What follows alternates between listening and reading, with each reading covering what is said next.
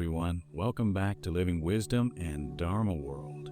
Today we're entering something very powerful, very intimate, and very direct. The 7-line prayer to Guru Rinpoche.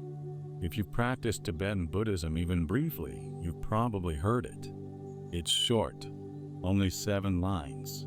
But inside those 7 lines is an entire path, a transmission, a living connection. This prayer is addressed to Padmasambhava, known affectionately as Guru Rinpoche, the precious master. He is the one who brought Vajrayana Buddhism to Tibet in the 8th century. But more importantly, he represents the awakened principle appearing in human form. The 7-line prayer is not just a chant. It is a doorway. So today, I want to explore 3 things with you. What the prayer says, what it truly means, and how we can practice it in a way that makes it alive, not mechanical, not ritualistic, but transformative. Don't forget to like, subscribe, and share this video to inspire others on their path of discovery. Share your thoughts in the comments below. Your reflections may spark meaningful conversations and mutual growth. Together, let's start our exploration. The prayer itself. The 7-line prayer goes as follows. In the northwest of the land of Uddiyana, in the heart of a lotus flower, endowed with the most marvelous attainments, you are renowned as the lotus-born, surrounded by hosts of kins. Following you I practice. Please come and grant your blessings. The 7-line prayer begins with the syllable hum. Already we are in sacred territory. Hum is not just a sound. In Vajrayana symbolism, it represents indestructible awareness, the awakened mind that cannot be shaken, broken, or stained. It is the unmovable center of reality. When you say hum, you are not just calling out. You're striking a bell in your own consciousness. Then the prayer continues. In the northwest of the land of Uddiyana, in the heart of a lotus flower. Uddiyana refers to the sacred tantric land associated with Guru Rinpoche's manifestation. But symbolically, Uddiyana is not only a geographic location. It is the hidden land within you, the place in your awareness where wisdom arises. And the lotus is powerful imagery in Buddhism. It grows in mud, yet remains unstained. This means enlightenment is not somewhere else. It arises in the middle of confusion, suffering, samsara. Guru Rinpoche is described as appearing in the heart of a lotus. That means awakened wisdom appears within the very conditions of our messy, imperfect human life. The prayer continues. Endowed with the most marvelous attainments, you are renowned as the lotus-born. Lotus-born refers to the traditional account that Guru Rinpoche manifested spontaneously from a lotus flower. Whether one interprets that literally or symbolically, the message is clear. Awakened awareness is not created by karma in the ordinary way. It is spontaneous, primordial, free.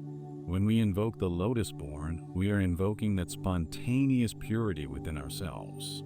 Then we say, surrounded by hosts of dakinis.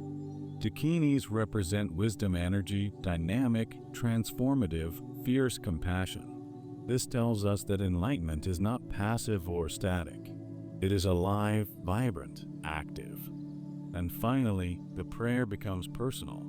Following you I practice. Please come and grant your blessings. This is the heart of it. This is not blind devotion. It is a declaration. I follow this path. I align my mind with awakening. Please awaken what is already within me. In Vajrayana, blessings are not magical favors from outside. Blessing means the stirring of your own Buddha nature. It is the melting of resistance, the dissolving of confusion. What the prayer really means. Now let's go deeper. On the surface level, we are calling Guru Rinpoche as an external enlightened master. On a deeper level, Guru Rinpoche represents your own awakened potential. And on the deepest level, the one who is praying, the one being invoked, and the blessing itself are not separate. This is very important. If we think of the prayer as calling someone far away, we miss its power. The prayer works because devotion softens the ego. And when the ego softens, awareness shines through. So when you chant the 7-line prayer sincerely, something begins to shift. Fear loosens. Tension softens. The mind becomes more open. And that openness is the doorway to realization.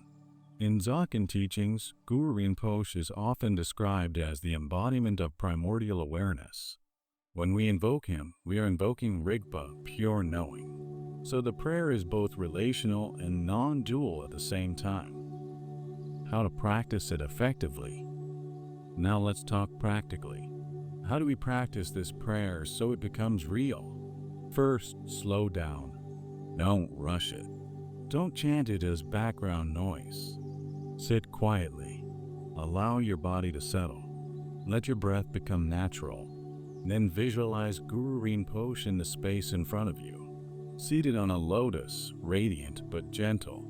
His presence is powerful yet compassionate, not overwhelming but vast. You don't need perfect imagery. What matters is the feeling of presence. As you recite each line, feel that you are genuinely calling, not from desperation, but from sincerity. When you say, "Following you I practice," mean it. That line is a commitment. It is the moment you align your intention with awakening. When you say, "Please come and grant your blessings," imagine light flowing from his heart into yours. That light represents clarity, courage, compassion. After reciting several times, stop. Let the visualization dissolve into light. Allow that light to dissolve into your own heart. Then rest. This resting is crucial. The prayer prepares the mind. The silence reveals it. Without resting, the prayer remains devotional. With resting, it becomes realization. And remember, consistency is more powerful than intensity. 7 sincere recitations daily are stronger than 1,000 distracted ones. When to use this prayer? Traditionally, the 7-line prayer is used during times of obstacles, when fear arises, when practice feels dry, when confusion feels heavy. But it can also be used daily as Guru Yoga, a way of connecting to awakened mind again and again. Especially in modern life, when distraction is constant, this prayer can function as a reset. You pause, you invoke, you soften, you realign. In that moment, the ordinary mind opens into spacious awareness. The living promise. There is a traditional saying attributed to Guru Rinpoche, that he will come instantly when called with sincere devotion. Whether you interpret that mystically or psychologically, the effect is real. When the heart is open, when faith and awareness meet, transformation happens quickly. The 7-line prayer has endured for centuries because it works, not as superstition, not as ritual obligation, but as a method of opening. It reminds us that enlightenment is not elsewhere. It arises like a lotus right here in the conditions of our life. Closing reflection. So as you go about your day, I invite you to experiment. Take a few quiet minutes. Recite slowly. Visualize gently. Rest deeply. Let the prayer move from words to meaning to lived experience.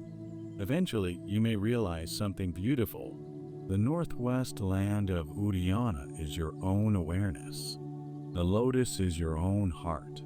The lotus-born is your own awakened nature.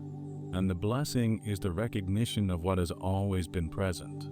Thank you for practicing with me today.